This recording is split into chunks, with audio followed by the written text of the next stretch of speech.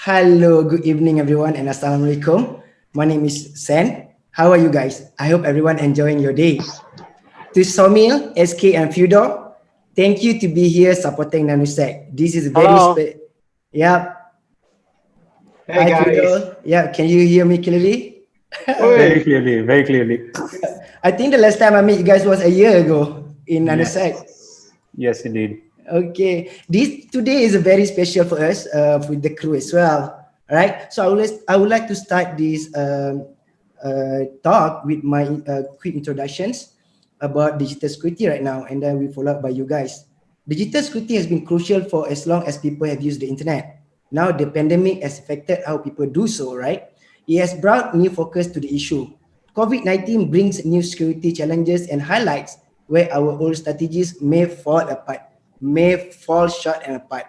From changing the working space, data being transmitted from the zero trust to your office and to your cloud, policy and SOP also been improvised. Not only that, let me go a little bit further. Cyber threat no longer a business threat too. It's been targeted individual as well. The public has been losing money and live in fears. Anyway, to start our talk today, for the closing notes, the topic about changes in cybersecurity industry. We have a very expert in the field, Saumil, SK, and Fyodor. I'm really excited to listen to you guys. So let me start with my questions. My question will go to Saumil and we'll go around the table, yeah? As an expert, can you guys hear me? Before we Yeah, start? very Okay. Yep. clearly, very clearly. As an expert, could you share what is the new changes in the cybersecurity industry right now? It's a broad question, but yeah, let's start with that. Okay. First of all, I'm not an expert. I will try and answer the best I can what I've seen. You're the expert of victim, right? You've been scammed so much. Actually, yes, I have had like 4 credit card frauds happen to me and several other scams. Prince Nigeria contacted you personally. The Prince of Nigeria, right? Usually the Yeah, for Queen of credit Nigeria. cards. Yeah, for credit cards, we are sorry, we already. I could not hear you, Fyodor. For credit cards, we are sorry, we will reimburse you. Yeah. So changes are, the changes are now, how do I say it? Let me rephrase it. The more things change, the more they remain the same. We've seen a lot of changes in technology, right? But here we are again at another conference year after year discussing the same challenges. And the very fact is that the people still do not trust the safety of computer systems that are in place today. No matter what technology we've put on, the gap of trust still remains. The doubt is still there. Is my money safe in my bank? Is my identity safe? What if this gets stolen? Can I trust the person who is calling? These challenges have always remained. And with the pandemic and everything, I think the biggest change that has happened is this trust factor, the fear or the loss of trust has been amplified. This is the one change I think as a cybersecurity industry should be addressed in whatever capacity we can, as evangelists, as vendors, practitioners, advisors, whoever. Well, that's the change I'm seeing, and I'd like SK and Fio's opinions too. It's on this. Yeah, maybe thank you, Saumil. Let's go for Fyodor. It's like being running outside with the lovely weather out there. Fyodor, so Yep. maybe you can answer my question. What is the new changes in cybersecurity industry right now? What are the changes? So, I think one of the core changes or challenges. So it's very difficult to differentiate what's accurate and technical and on the top, while what is just a plain scam. Like, I think probably difficult. I think behind this is because security industry becomes so hot topic. Everyone wants to be a security expert right now. So I think it will take some time before this situation stabilizes. But right now it's very chaotic, and also black and white game. There are so many opportunities in both going black and going white. So I think for some type of people, it might be challenging to decide whether they want to go like white hat or black hat, because black hat is so much more compensated. I thought we usually both.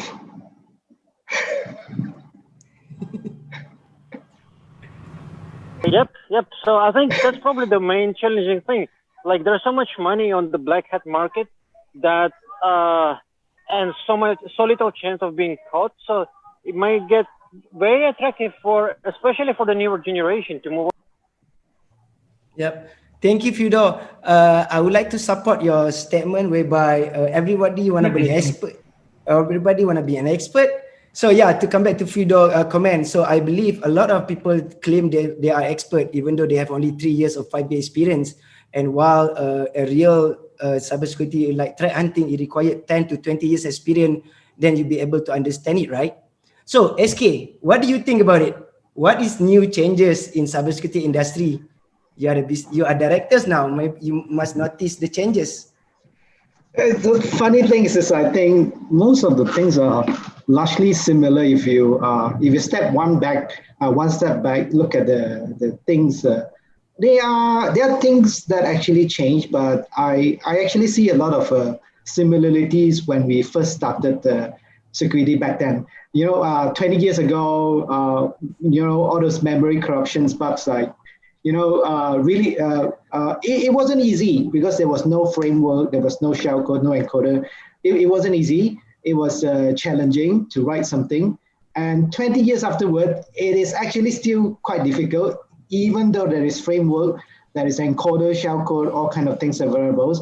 But if you took a look at it, they are mostly similar. Back then there was lack of tools in Intel. Now there are lack of tools in ARM. If you want to exploit ARM, those frameworks are not variable. So my thinking, if you want to be really good at something, you really have to spend some time to look into the issue itself. Go deep. If you want to do something a little bit better than other people, you need to really go deeper layer in order to find out things that most people are not able to find. What we can see, unfortunately, these days, like the one that is making money is, of course, web assessment, mobile assessment. They're good money, easy, but memory corruption bugs are, it's too long. The return of investment. So I'm talking about return of investment now.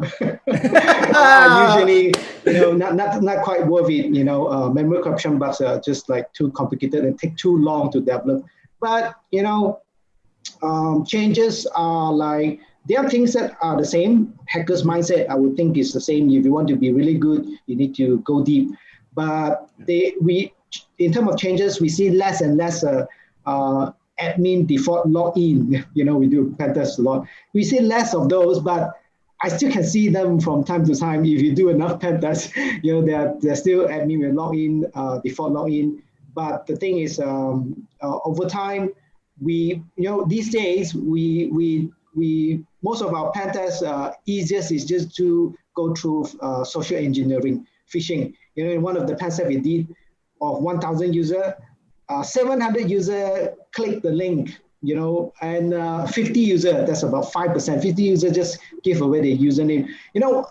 I can, if you want to write rope-oriented, return-oriented programming, bypassing SDH and everything, it's going to just take too long. Why don't you just send one scam email, to 1,000 users, 50 of them will just give away the password just like that, right? Yeah. So things change, but there are things change, but overall, there are largely a lot of similarities as well to back 20 years ago. Thank you, SK. Thank you, SK. Thank you for the answers.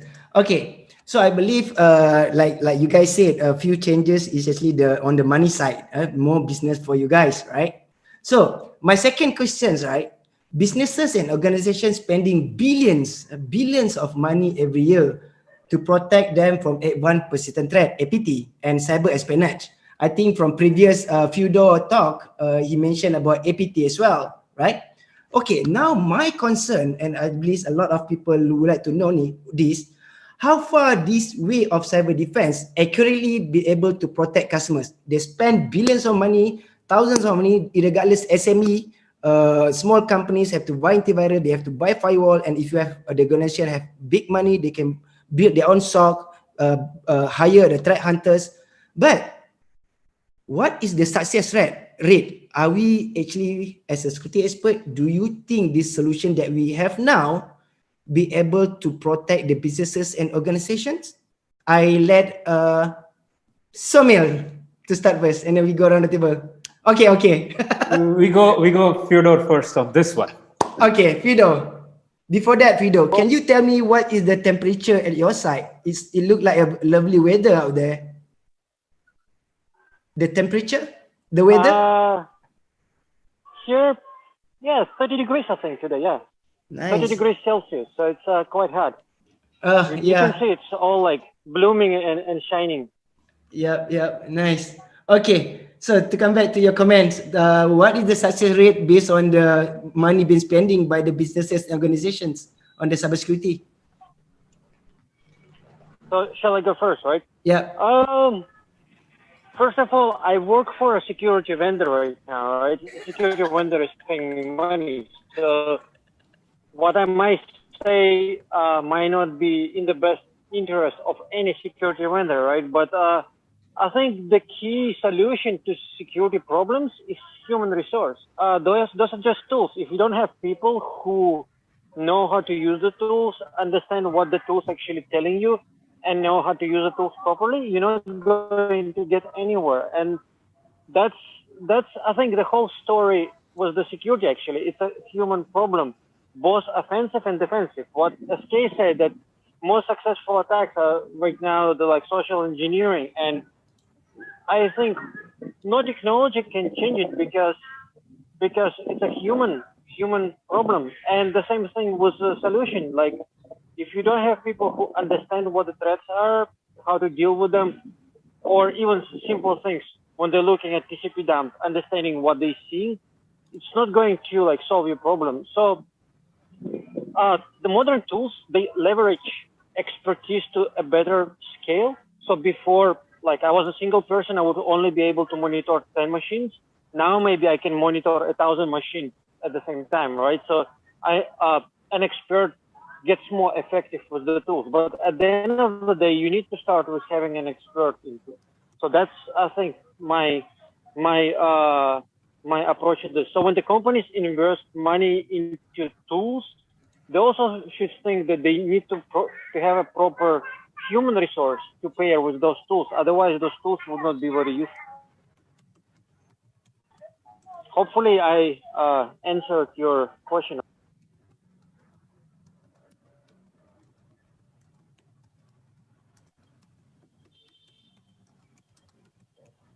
SK, or let's SK go first on this, second on this. Nothing else to top Fyodor, of course, you know, everything, he just said everything I wanted to say. Yep, pass over to Saumil. Damn it. But honestly, same thing over here. Tools was developed so that like to get expert easier. But the thing is, if you do not have the knowledge to use them, there is obviously no use. And in terms of social engineering, the attacker these days are actually targeting the human. You know, no amount of technology is able to save you. If you know, you can come up with something like a mitigation, something like a step to protect your user, but because they are targeting the user, attackers can always find way to, you know, make user bypass those as well. So training the user will be an important aspect in the future. Saumil, Actually, SK, yes. In fact, there was a tweet by Grug and there was a tweet by SP, Sebastian Porst. This was many years ago, I think 2015, where it's the same thing, right? The Grug was mentioning that today an APT, an advanced APT versus a social engineering attack, the success rate is very similar. Like you can get to persons by using simple social engineering scams, or you hit them with like a really advanced attack. So SP's response was actually something that stuck in my mind, that yeah, we've made a lot of efforts in software hardening, but we've made zero efforts in user hardening. In fact, the energy spent to bring the user maturity up has not happened at all. We've only invested in technology. We've not invested in users, for lack of a better word, trust generation from the users. Thank you, Saumil. There's a very nice input. So the two times you mentioned about the biggest problem, the missing link, is the human itself. So I guess whoever listening to this talk, you must understand as well, it's quite a gap there. And then we should be able to identify the problem. Okay, thank you. For the next questions, my third question will be a bit about the technology itself, right? My next question about machine learning and artificial intelligence. Okay, machine learning and artificial intelligence was hot 5 years ago, if not mistaken, 5 to 7 years ago. Everybody talk about, before that, people talk about big data and then machine learning and artificial intelligence, and then it been deployed into cybersecurity. So I see a lot of threat intelligence, machine learning to be able to collect data to classify the threat, right? Then my question will be, how far you see the progressions of this technology in order to protect human being? Human being is including, for me, is including business organizations. And how do we use it right now? So we have a big data, we have a machine learning ready. What are the extended of the technology? So do you see any changes for this technology to protect us, or it's just a meaningless technology just for the marketing term? Whoever want to start it first.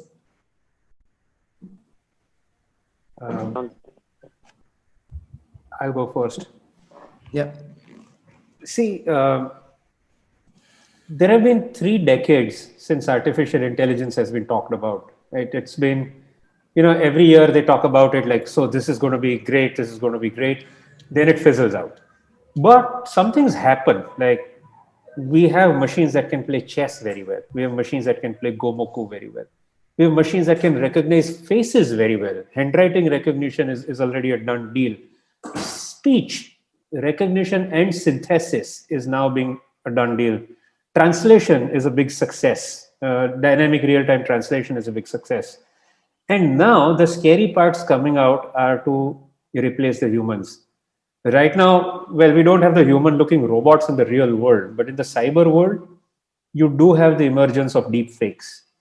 You have completely ghosts in cyberspace which can almost act in real time. Not quite in real time, but near real time. You can synthesize somebody's speech, like you can actually create Saumil's speech and make him say anything. Google already did that and got caught with it. If you want to know the future of machine learning and where the technology is headed to, and I hate to say it, but the truth is in the porn industry. They will master deepfakes the first because there's money to be made there. Whenever you want to see where things are going, follow the money. Right now, deepfakes are going to be expensive because it is going to require a lot of computational power, lot of synthesis and realism to be added. And who is going to pay money for AI right now? Not the industry in general. The money will be paid by governments who want to plant spies overseas. The money will be paid by, where can you monetize it? Like the porn industry, the movie industry, they'll create I think there's a movie being created with this guy, right? James Dean. He's been resurrected digitally from the dead for this new upcoming movie. Wow. This is where the money is going to be. So by the time AI comes to helping humanity, all the devils will have done their deed. Then what's left? After the matrix, it will be our turn. Nice. Thank you so much, Saumil. Fyodor, you wanna go first? Yep. So here's my take on the artificial intelligence thing. So um, I'm coming from the academic background, and I looked into a lot of papers that trying to solve security problems with artificial intelligence. And I think there is a big gap between artificial intelligence and security. So people who are experts in security domain, they don't really know how to use artificial intelligence and machine learning tools properly to solve their problems. Likewise, people who are good with machine learning, they don't understand what they're trying to find. So a lot of papers, if you look in academic domain, when they're trying to like have a paper that talks about security and machine learning, they either not solving any problem at all, but their visualization is looking nice. Or they kind of solving a security problem, but they're not using any proper like machine learning algorithms or models. It's like very simple, like logical scripts and stuff. So, and I think this gap of expertise is probably one of the core problems why at this moment we don't really have AI or machine learning to work properly on solving security solutions. Because it's either A or B. You can be security expert in machine learning or a computer security domain, but not both.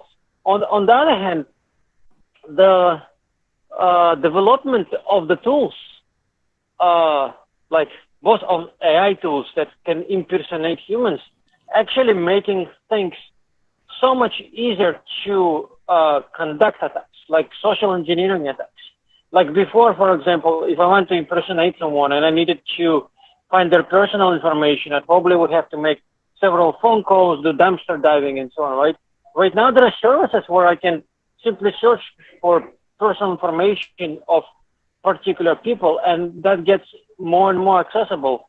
Like things that we discussed in our presentation, like Cloud of Logs. Now I can subscribe to like logs from stealers, so I can search for both like key logs, credentials, and other information that I can use quickly to mount my attacks. So I think AI, at the end of the day, it seems that it is effectively empowering the offensive side, but for the being effective on defensive side, there is still a long way. That's how I see the existing problem.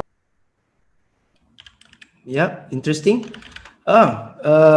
So I guess based on your statements, the hackers still using the old method and scripting to hack, and they be able to breach the network. Very interesting. So I will say the AI and machine learning not yet mature to help the industry. Can I say like that or no? Yes.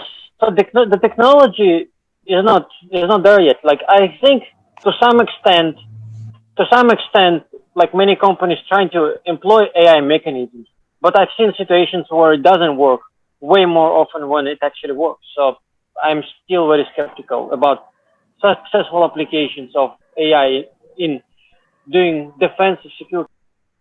Yeah, thank you. Thank you. So let's go for SK. What is your comment on my questions? How AI and machine learning be able to, and what is the progress since last 5 years? And like Saumil said, it was introduced 30 years ago. So until now, Artificial intelligence, yeah. The thing is, whenever I see like all those SIEM with AI or machine learning capabilities, actually I look into those. So it actually not working. Basically, they might have something to do with one part of the machine learning part where they can analyze, some IP address, but I would try to compare them with a simple if-then, a lot of if-then, rather than just a machine learning as of now. So whenever I see all those products that claim they have AI and machine learning in those products, to this day, until today, unfortunately, I don't see anything really intelligence over there. other than a bunch of more if and thens kind of things. So in my opinion, I don't think the whatever claiming they have artificial intelligence or machine learning capability in the product, especially a lot of SIEM products that we have been evaluating. We want to see how far this goes. It's actually helped in SIEM a lot. Imagine the number of data we have to SA have to analyze. If there is a model which machine learning can help, it will help a lot, definitely. But unfortunately, we have evaluated a lot of them, but none are actually very good at the time being. Okay, thank you. Very nice answer. So I have the same opinion with you guys as well. It just looking around, is there any possibility the solution be able to help us? Okay, my next question, right? This is about something that one of the biggest fear in industry, which is ransomware, right? So one of the biggest fear in the industry will be ransomware, right? Fyodor, your talk just now, you touch a lot about ransomware, about the criminal operations. It's very interesting. I also involved in hunting this criminal before during the COVID, during the restriction movement. Is very tricky and very interesting, right? So now cyber criminal making millions and millions of money.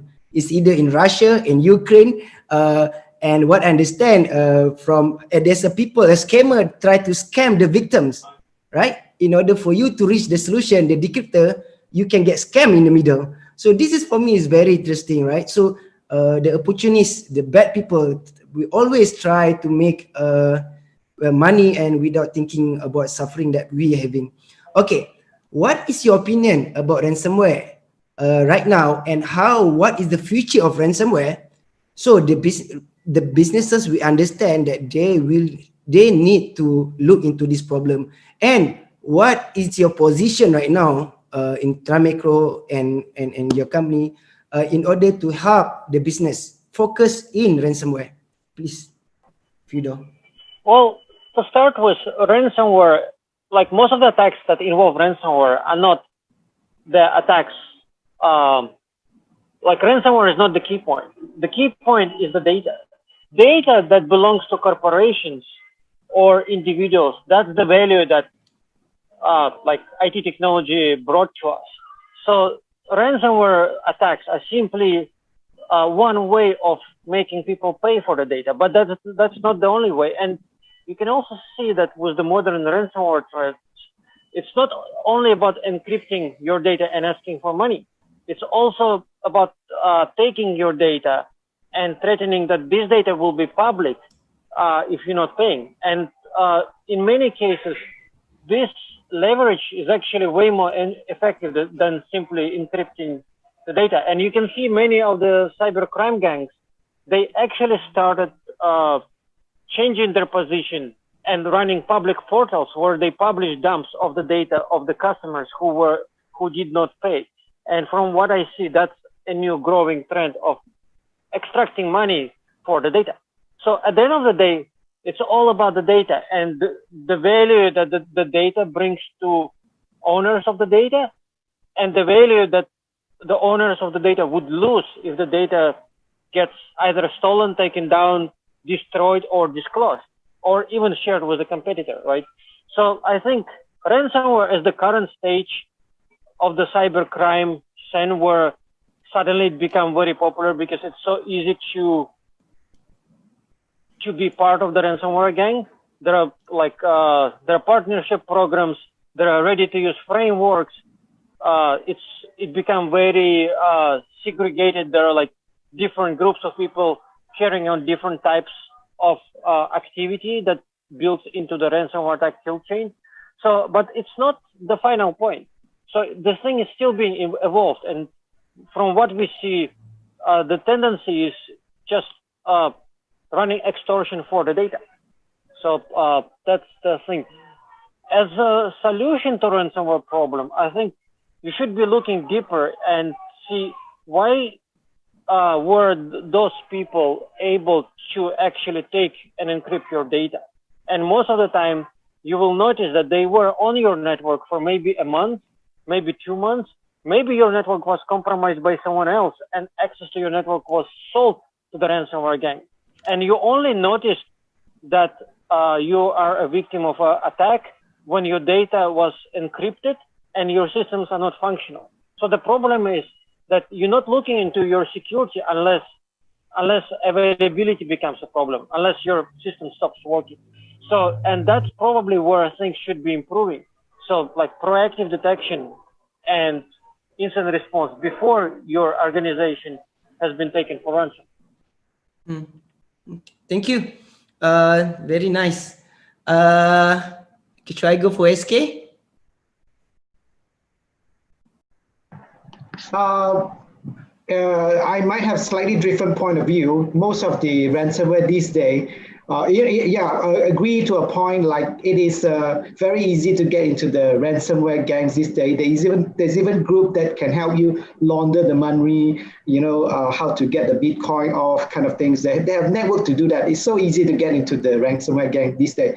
But what I agree totally with Fyodor in this is it's all about the data. Every company have a lot of problem with ransomware these days, but there are actually pretty simple solutions. The way I see it, in real world application might be a bit different. If they just, instead of storing the file locally using a centralized web file system like Git, for example, they actually can solve a lot of default ransomware. Then ransomware might be able to evolve in a point that they will attack the server in the future. But these days, if companies just practice safe backup, simple stuff, simple security stuff, you do regular backup and you do regular your data you store in a centralized servers, for example, you can mitigate most of these ransomware problem altogether these days. Interesting. Thank you, SK. Saumil? Actually, listening to Fyodor reminded me so much of the talk he did, I think 10 years ago. It was called From Russia with Love. I was sitting in the audience for that talk.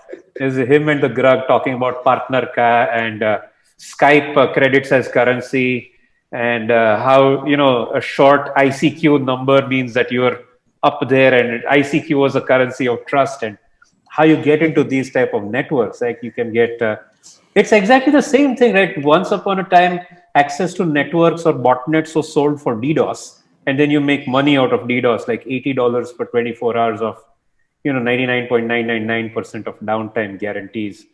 It's the same, like that what has now changed is the way of monetization. Like today DDoS doesn't make money because now bandwidth has gone up like by the shitloads, and there's Cloudflare and all that. So now the money is to be made by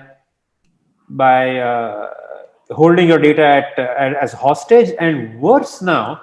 See, SK, the thing is, I also thought very much the same way. Like, what if I just created a very intelligent snapshot and restore solution, right? If my data gets corrupted, screw it. If I am able to restore it in real time, then I win. But just hearing what Fyodor said kind of put a different dimension. Like, it's not just about recovering your data. It is about preventing it from loss of public view. Or rather, it should not end up in the public. And that's another area. Like, these guys are now trying to monetize the guys who don't pay. Like, my advice to customers was always like, yeah, you know what, screw it. Don't pay restore from backups, because if you pay, it's going to happen again. Now it's like, okay, if you don't pay, we're going to make it public. And that is that's a nice threat. I mean, it's going to be a while until this type of dust settles down, until, money that has to be made out of ransomware has been already made out of ransomware, and now you go for another target. I also used to think like, okay, what if, we just change the DNA of the desktop? Like, largely things succeed because it's a Windows environment, but I'm pretty sure access to a network can be obtained in one way, and then ransomizing it is another way. Those two are to be viewed as separate activities. Interesting. And they are.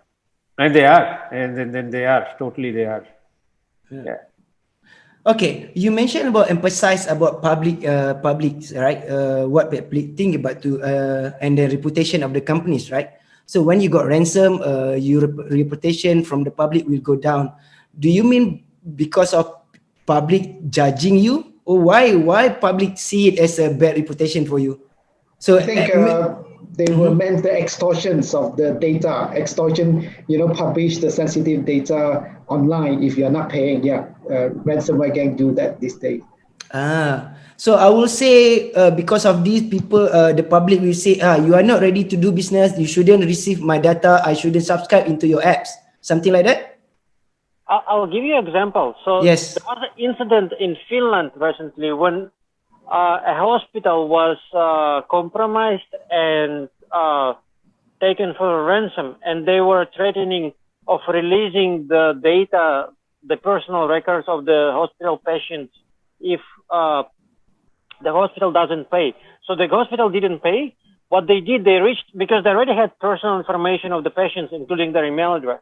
So they reached out to the patients themselves and said, well, we compromised your hospital, so your hospital is not paying. But if you don't want your data to be in a public dump once we publish the data, you can simply pay us X amount of money and your data will not be included in the public dump. So at the end of the day, they're trying to find who values the data to the point that they're ready to pay for it. So it's not only reputation, but it's also that is data actually available to you, or would it be damaging to you if the data is published? So once they find this leverage, they will use it to get the money. That's, I think, the main point. It could be reputation, but it does not have to be reputation. Yep. Nice. Okay. Saumil, anything to add on that? I think there will also be some compliance level damages. Like if this, it depends on what regulation is being followed. Like if this data is dumped, then the organization has to pay like huge amount of fines in compliance violations. That can also be a proponent to extorting more money. Okay. SK, anything to add on that? Reputations. How you own the company, right? How do you ensure that your customers you be able to protect the customers in terms of this particular topic? Do you look into? No, everyone will come to, hey, make sure we are secure after we do patents. No, we don't do any guarantee. Nobody should guarantee you security even after you follow everything we say. Security is a process. But like I say, big organization will be a bit tough, but smaller organizations that hit by ransomware, and then once we come in, we advise them to. It will not solve the problem 100%. They move into centralized webs, file sharing.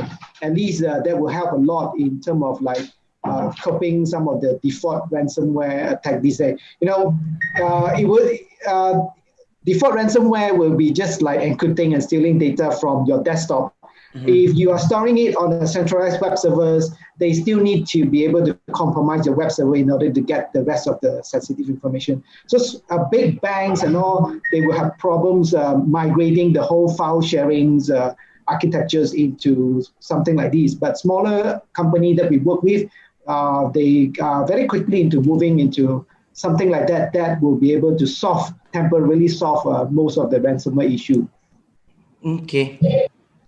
Great. Thank you, SK. Okay, we almost 40 minutes in the talk. So let me go to the last questions, and then we can go to Q&A after this. Let's spend like 5 minutes to everyone. Your last word to the world of cybersecurity. Your last word about cybersecurity. Maybe you can talk about anything. Maybe you want to talk about the engineers down out there that been struggling, try to suit themselves with the pandemic, and also the companies that required a lot of things that added a lot of layer of cybersecurity. How you want them to stay strong? What do you advise to them, to the world? Yeah, because you guys be in industry for too long, right? What made you guys motivated and goes to this level? Yeah, anyone can start before we go to Q&A. Well, maybe I'll start. No, I've been staying in the industry for far too long. That's totally agree. So my way of getting around it is to spend time into doing something else. So yeah, the thing is, I've been like full whole focus into security all my life. The thing is like sometimes you just need to take a break. I'm learning from the best Saumil. He take his time to do photography. Yeah. So I'm spending some of my time somewhere else. These are at my age these days. So I don't do just securities. I do something else just to get along as well. Okay. So to others people that is getting into the security field, you have to go through like 20, 30 years of doing like what we're doing. Then maybe you can also focus on something else in life too. Yeah. Yep, diversity. Nice. Fyodor, There we've could be been, other levels. So I would have advice to people first who want to remain useful in cybersecurity field. So my take on this: try to become cross-domain expert. So not only like writing exploits, but also doing something else. Like if you're good at writing and understanding exploits, but you're also good at data mining, then your experience becomes much more valuable than simply writing exploits.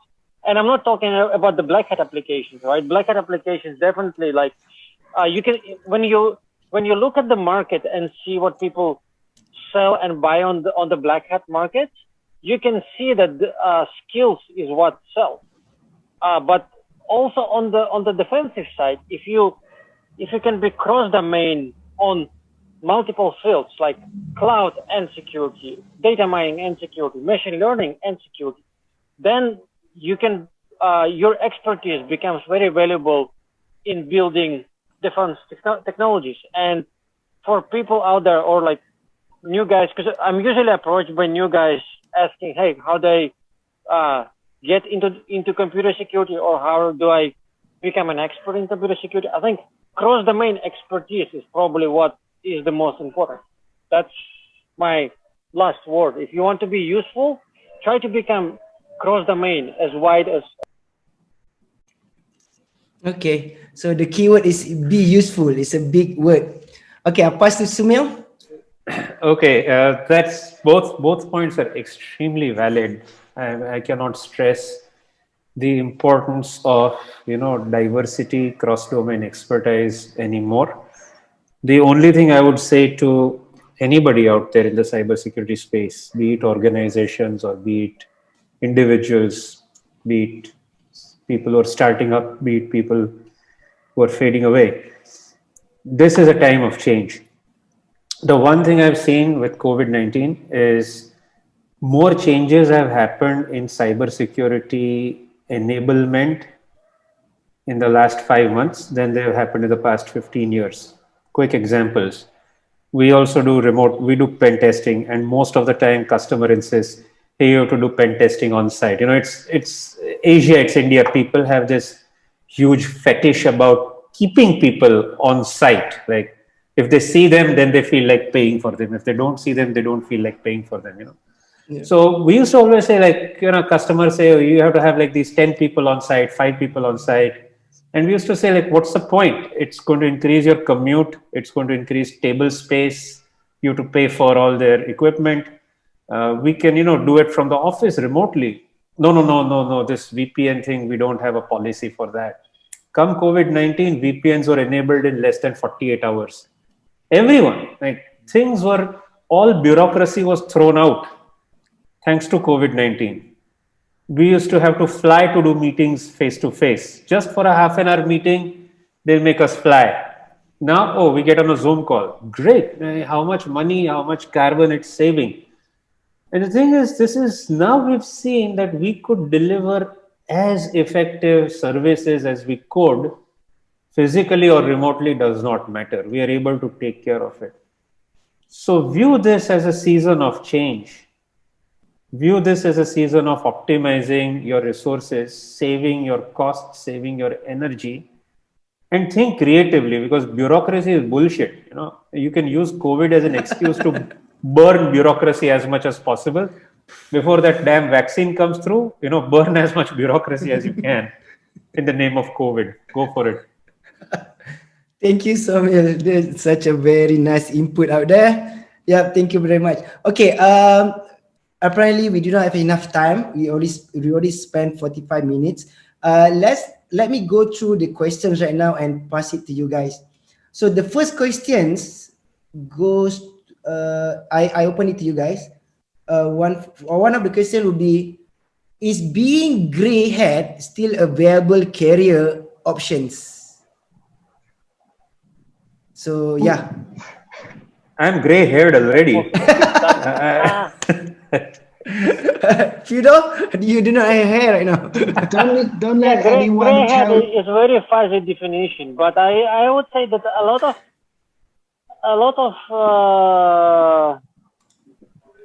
lot of people who spend enough time in computer security, you can define them as gray hat, because if you scrutinize what they've done on a period of 30 years, there could be something that would be against like the common law, but they did it for the purpose of improving like what they think is ethical state of computer security, right? So a simple dilemma: you identify a hacker machine and you know that hackers stole a lot of data from victims, and you know how to break into the machine that belongs to a hacker.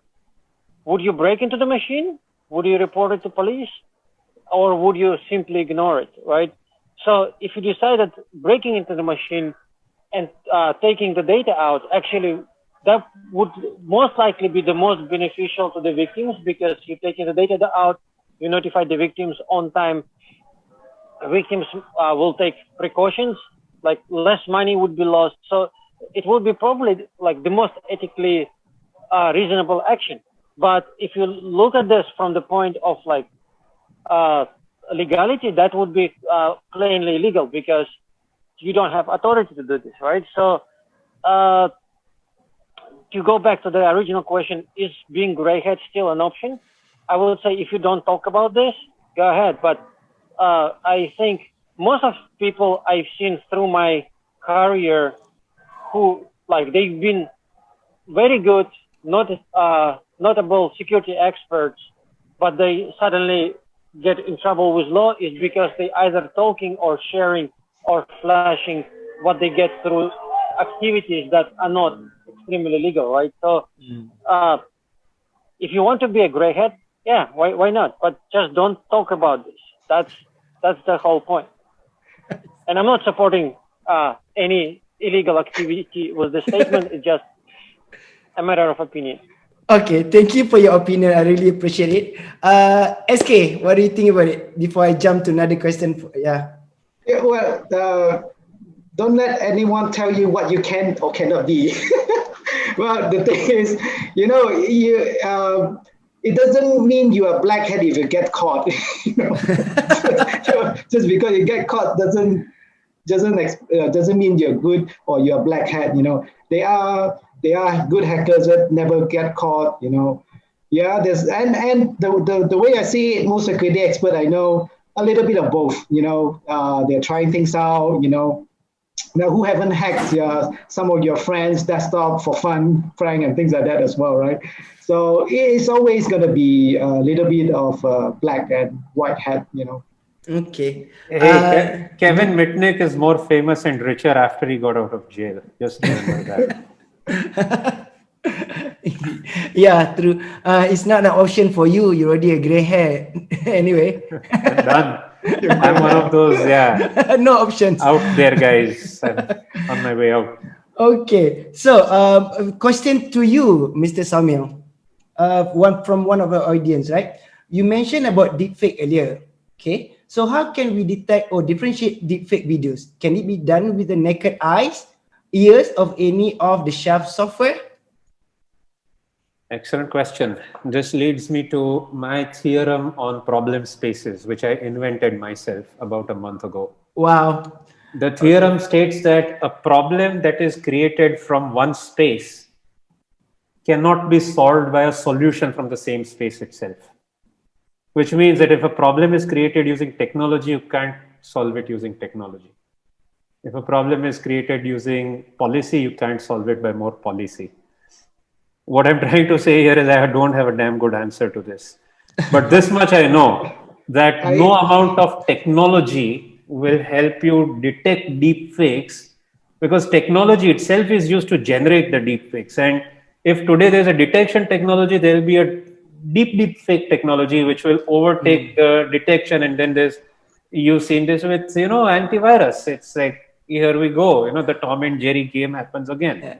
And solve it using something else. Yeah, I have slightly different opinion about this. Obviously, AI will be very useful in this case. If you train enough AI to recognize deepfakes, they will be very good at recognizing deepfakes. So a problem created by AI should be solved by AI. Yes. Yeah, why not? So we have less work for us, I guess. Yeah, Fyodor, anything to say about that, Fyodor? You seem like want to say something. Yeah, we were actually playing around with this idea, and one of the solutions we came up with, if you force all of the video recording devices to produce blockchain, if you produce cryptographic signatures that are stored in the blockchain for every video, then for every player, if you could have a mechanism that verifies the signature to ensure that the video is authentic and coming directly from a video recording device, that would probably be some sort of solution, like for fake videos that might make significant difference in either political landscape or in court. So in order for a video to be usable in court, this whole chain of authenticity has to be proven. But at the end of the day, like a lot of people who watch videos on Twitter or YouTube, they would not even, or like even watching the video, like we're not even talking deepfake, like read a title of fake news, and they get carried away with it because the idea that they get from the title matches what they want to read from the news. And I think that's probably a biggest problem here than deepfake. Deepfake is just a tool to make people believe what they want to believe. But there are other even simpler mechanisms in making them believe in what they want to believe. Like, for example, why some personas during election become more successful than others, because they just push populist agenda when they speak, right? So it's part of the human nature. So even though like you could have technical measures to solve these fakes for things like usability in court or proving things, it's not going to change how society responds to. Okay, thank you, Fyodor. Very good input. We have 2 more minutes before we end up our sessions. This question goes to Saumil. Based on you made a paper, right, about deepfake, right? No, I did not. Oh, you did not? No. Okay, so I thought you still mentioned it. So Saumil, just for the questions, right? Do you think this kind of deepfake should be applied in terms of policy? I mean, there's a law mentioned who own the deepfake. It should get caught, and then that it should be like nuclear weapon. We restrict countries to develop it. Can it be done in terms of deepfake? What do you think about it in the policy parts? Yeah. I don't know. Have we really solved the nuclear problem when dear leader is still blasting rockets off right now? See, the nuclear problem is a very interesting one. The only way you can regulate a nuclear problem is by mutually assured destruction. Yeah. You try to do something funny, we'll bomb the shit out of you. That's the traditional response in several layers of diplomatic language. But right now, of course, there is a big ethical debate going on about like the ethical use of AI. The problem is nobody's listening to it, and the companies with the trillions of dollars in their pockets are doing exactly what they please.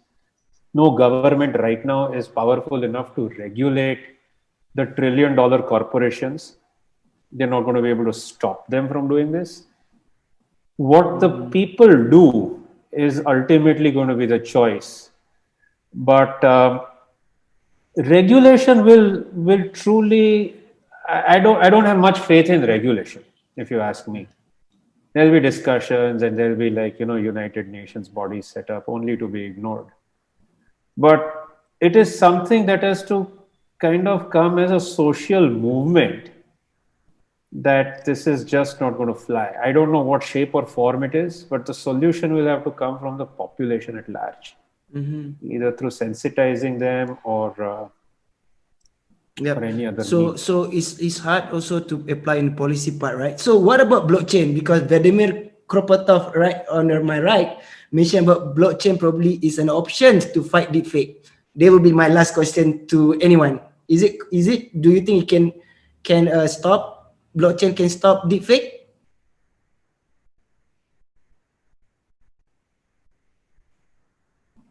Anyone? Yeah. Yeah, let me answer this first.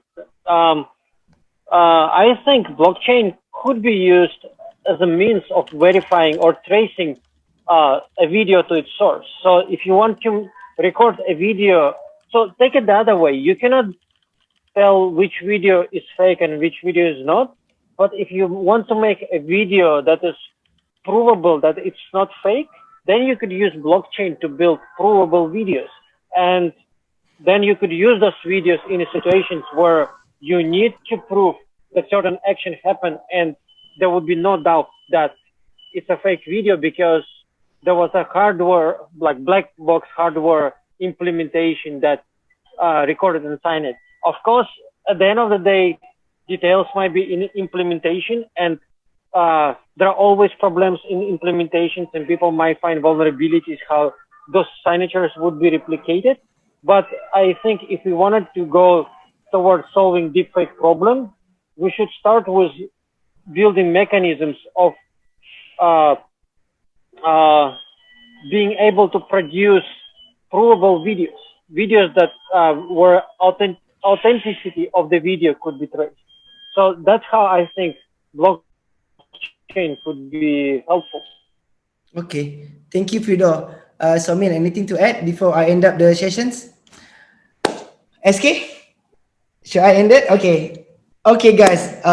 It's exactly 1 hour the session already. So sorry for maybe next year we should do 2 hours, so we have more longer topic to cover. Next year we should meet up. Even half day. We should meet up. We should meet up. I want to have a beer or something. Damn straight, man. It's on NanoSec then. Okay, guys. Thank you very much. I really like the conversation. You guys are very responsive and very nice. So I'll pass my my closing speaker to Amir and Hidayah. Thank you, speakers. Thank you, everyone, for watching it. It was great to see you all. It was really good to see you folks. Yeah, great to see you guys. Hey, Saumil. Hey, yeah. Take care. All right. Bye-bye. Ciao. Ciao.